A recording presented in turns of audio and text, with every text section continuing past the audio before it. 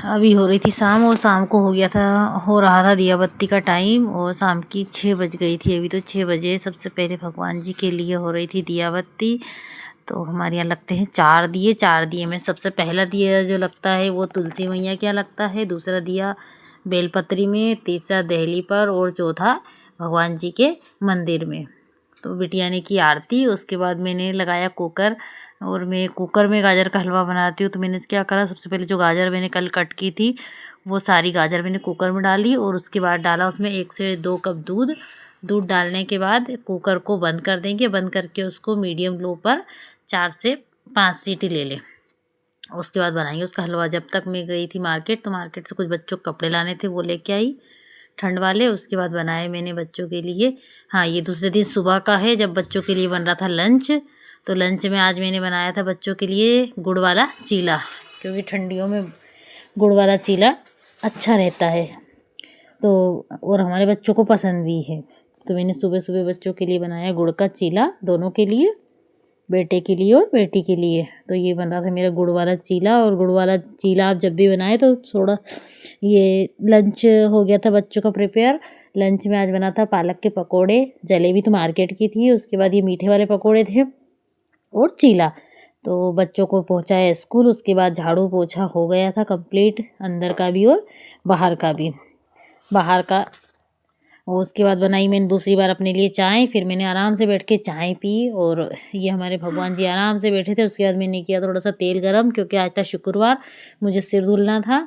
तो मैं जब भी सिर धुलती हूँ उसके पहले मैं अपने बालों में अच्छे से ऑयलिंग करती हूँ। बालों थोड़ा सा तेल को अच्छे से गर्म करके उसमें कुछ लौंग वगैरह डाल करके और उसके बाद में हेयर वॉश करती हूँ। तो ये फिर मैंने अपने लिए बनाया था नाश्ता, वही चीले। उसके बाद हेयर वॉश में बाल मेरे अच्छे बढ़िया सूख गए थे। सूखने के बाद आज मुझे लगाना था मेहंदी, बालों में मेहंदी डालना था। काफ़ी टाइम हो गया था, शादी के टाइम डाली थी मैंने मेहंदी और 1 महीने से ऊपर हो गया था। तो मैंने मेहंदी ये रात को अच्छे से भिगो के रख दी थी। सिंपल मेहंदी है, जो हरी वाली मेहंदी हाथ पैर में लगाते ना, सिंपल हीरा नेचुरल मेहंदी आती है हीना, वो वाली। तो उसके लिए मैंने सबसे पहले हाथों में पहने ग्लव्स और एक कंघा लिया बालों को कोम करने के लिए और मेहंदी वाला ब्रश। तो सबसे पहले करेंगे हम अपने बालों को कोम और हाँ, अपने फेस वगैरह को वाइप करने के लिए एक छोटा सा टॉवल या हैंकी रखें, क्योंकि मेहंदी कई बार हम लगाते टाइम अपने फेस पर या गिर जाती है तो उससे साफ कर लें तो हम उसका जो स्टेन होता है ना वो हमारे फेस पे या बॉडी पर नहीं लगता है। तो बस मैंने ऐसे ही पार्टीशन कर करके और अपने बालों में लगाई मेहंदी। और मैं मेहंदी हमेशा खुद से लगाती हूँ, जैसे बहुत सारे लोग ऐसे होते हैं जिनसे खुद से अपने बालों में मेहंदी नहीं लगा पाते। तो मैं अपने बालों में खुद से ही मेहंदी लगाती हूँ और मेरे बालों की लेंथ काफ़ी अच्छी है, मतलब बहुत नी लेंथ है। मेरे जो बाल है ना बहुत लंबे हैं, तो मुझे बहुत दिक्कत भी आती है। पर हाँ, मैं अपने बालों में खुद से ही मेहंदी लगाती हूँ। तो मैंने ऐसे स्प्रेड करके अपने हथेली पर और अच्छे से पूरे बालों में, मतलब नीचे तक, जड़ से लेकर नीचे तक के अच्छे से मेहंदी लगाएं, जिससे कि आपका एक भी बाल नहीं बचेगा। तो बस अपने हाथों में ऐसे बालों को लेते जाएं और अच्छे से अपने हथेली पे स्प्रेड करके मेहंदी लगाते जाएं।